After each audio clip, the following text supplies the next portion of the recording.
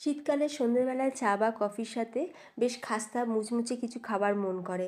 তাই বাড়িতে ছিল কাবলি চানা, তো খুব সহজে আমি কাবলি চানা দিয়ে বানিয়ে নিলাম চানা নামকিন রেসিপি। আর সেই ভিডিওটাই আজকে তোমাদের সাথে শেয়ার করব। খুব কম সময় লাগে বানাতে, হাতে মাত্র 15 মিনিট থাকলে ইজিলি বানানো হয়ে যায়। নমস্কার, বেঙ্গলি পাকশালায় আরও একটা দারুণ স্বাদের রেসিপিতে তোমাদের সকলকে স্বাগত। আমি এখানে 2 কাপ কাবলি চানা আগের দিন রাতে ভিজিয়ে রেখেছিলাম। মোটামুটি 7 থেকে 8 ঘন্টা সময় লাগে কাবলি চানা ভিজতে। যদি তোমাদের হাতে টাইম কম থাকে বা তোমরা যদি এই কাবলি চানা ভেজাতে ভুলে যাও, সেক্ষেত্রে উষ্ণ গরম জলেতে এটাকে ভিজিয়ে রাখবে, দেখবে 3 থেকে 4 ঘন্টার মধ্যে খুব ভালোভাবে সফট হয়ে যাবে।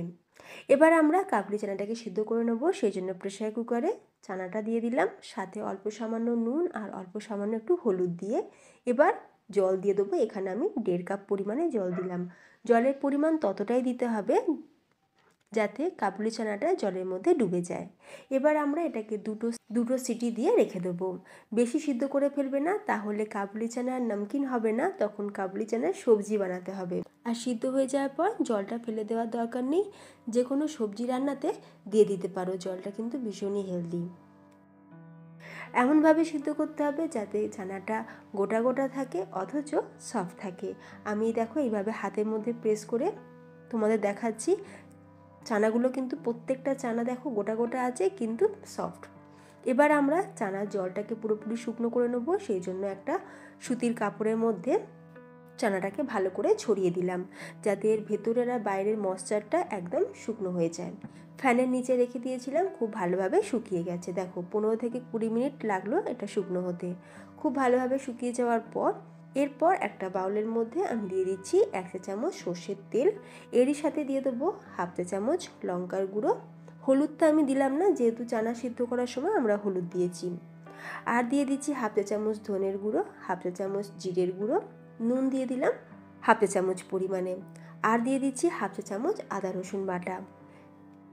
এবার অল্প সামান্য একটুখানি জল দিয়ে মশলাগুলো খুব ভালো করে একসাথে মিশিয়ে নেব। দারুণ টেস্ট হয় এই চানা নামকিনের। তোমরা বাড়িতে এইভাবে একবার বানিয়ে দেখো। আর আজকে রেসিপি ভালো লাগলে অবশ্যই একটা ভিডিওতে লাইক দিয়ে ভিডিওটাকে শেয়ার করে দিও তোমাদের ফ্রেন্ডস এবং ফ্যামিলির মধ্যে, যাতে তারাও এইরকমভাবে খুব সহজে বাড়িতে থাকা উপকরণ দিয়ে চানা নামকিন বানিয়ে নিতে পারে। এবার চানাটাকে দিয়ে খুব ভালো করে মিক্স করে নিয়েছি।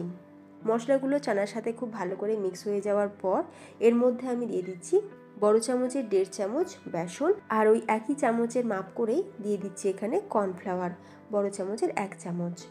এবার অল্প সামান্য একটুখানি জলের ছিটে দিয়ে এবার খুব ভালো করে এটাকে মিশিয়ে দেবো। যদি তোমাদের হাতের কাছে কর্নফ্লাওয়ার না থাকে তাহলে তোমরা চালের গুঁড়ো ব্যবহার করতে পারো। চালের গুঁড়ো হোক বা কর্নফ্লাওয়ার, এগুলোটা দেওয়ার কারণ যাতে চানাটা আমাদের ক্রিস্পি হয়। এবার সব কিছু আমি খুব ভালো করে মিক্স করে নিচ্ছি।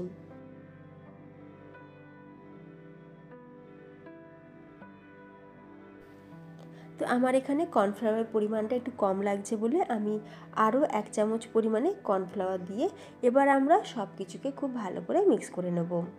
কর্নফ্লাওয়ার বা বেসন তোমরা যেটাই দাও না কেন, দেখবে এগুলো যেন চানার গায়েতে খুব ভালোভাবে কোট হয়ে যায়। আর এই যে দেখো ফ্রেন্ডস, কত সুন্দরভাবে মশলাটা চানার গায়েতে কোট হয়ে গেছে। এরপর কি করব, এরপর আমরা এগুলোকে তেলে ভেজে নেব। তো তেলটাকে প্রথমে হাই হিটে গরম করে নিয়ে তারপরে আমরা চানাটাকে তেলের মধ্যে দিয়ে দেবো। আর তেলের মধ্যে দেওয়ার পর মিডিয়াম টু লো ফ্লেমে আমরা চানাটাকে ভালো করে ভেজে নেব। তবে চানাটা তেলে দেওয়ার সাথে সাথে কিন্তু নাড়াচাড়া করবে না একদমই, তাহলে মশলাটা ছেড়ে যাবে। তো প্রথমে আমরা 30 সেকেন্ড এইভাবেই রেখে দেবো।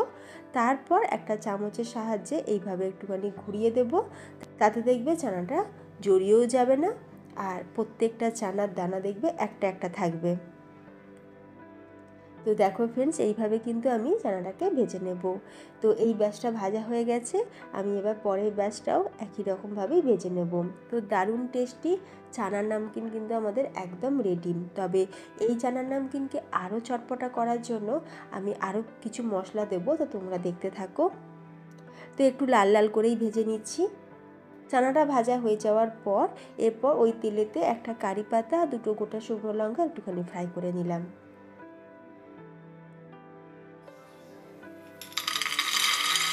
আর দেখো ফ্রেন্ডস, আওয়াজটা শুনে তোমরা বুঝতেই পারছো যে কতটা মুচমুচে হয়েছে। আর এই নয় যে এটা তৈরি হওয়ার সাথে সাথে নরম হয়ে যাবে, আধা ঘন্টা 1 ঘন্টা পরও কিন্তু দেখবে এটা একই রকম থাকবে, ভীষণই মুচমুচে। এরপর এর মধ্যে আমি দিয়ে দিলাম চাট মশলা চটপটা হবার জন্য। তো চাট মশলা তোমরা তখনই দেবে, চাট মশলা বা বিট নুন তোমরা তখনই দেবে যখন তোমরা এটা সার্ভ করবে বা সবাই মিলে একসাথে বসে খাবে, কারণ আগে থাকতে দিয়ে রাখলে কিন্তু এটা নরম হয়ে যাবে।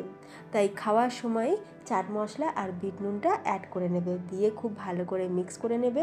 আমার মেয়ে তো আর ধৈর্য রাখতেই পারছে না, খালি এসে বলছে মা হয়েছে, মা হয়েছে। তো যাই হোক, আজকের মতন ভিডিওটা আমি এখানেই শেষ করলাম। যদি তোমাদের রেসিপিটা ভালো লাগে অবশ্যই একটা লাইক দিও, কমেন্ট করো, তার সাথে চ্যানেলটি সাবস্ক্রাইব করে পাশে থেকো। ধন্যবাদ।